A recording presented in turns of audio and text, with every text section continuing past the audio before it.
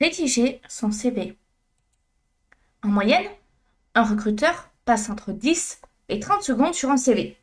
Si vous voulez vraiment avoir une chance d'obtenir quelques secondes d'attention qui sont supplémentaires et parfois vitales, et donc une rédacteur plus attentive, il faut savoir se démarquer des autres candidats.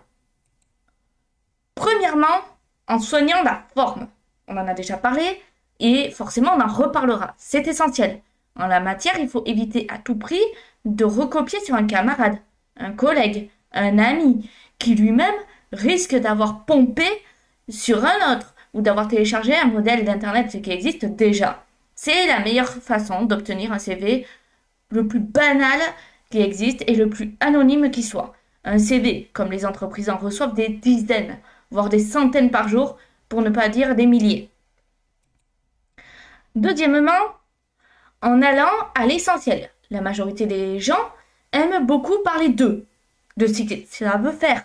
Et ils ont toujours peur d'oublier quelque chose d'utile, qui pourra faire la différence. Du coup, ils en mettent des tartines et se répètent encore et encore. Un CV qui est surchargé donnera moins envie d'être lu et en plus, il témoignera d'une certaine faiblesse, un manque d'esprit de synthèse.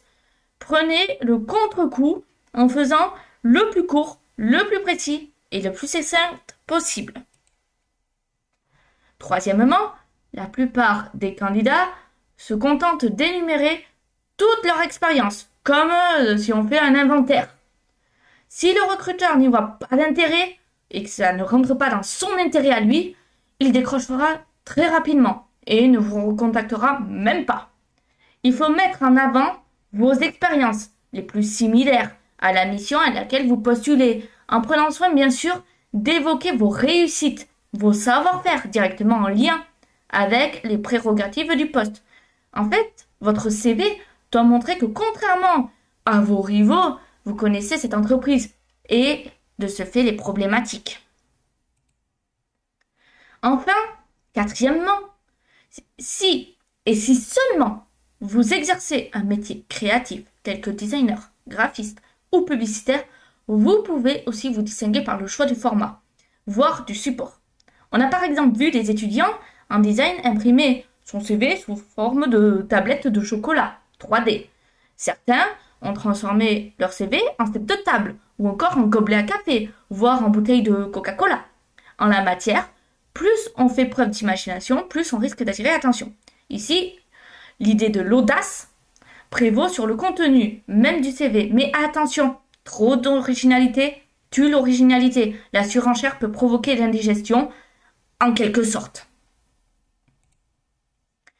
Voici quelques pistes de réflexion. Il y en a 4 pour mieux démarrer et se démarquer des autres personnes. Il faut savoir que j'ajouterai également que pour finir, vous avez intérêt à faire parler votre créativité et à mettre en avant tout ce qui rend votre candidature unique, car, à savoir, vous êtes unique.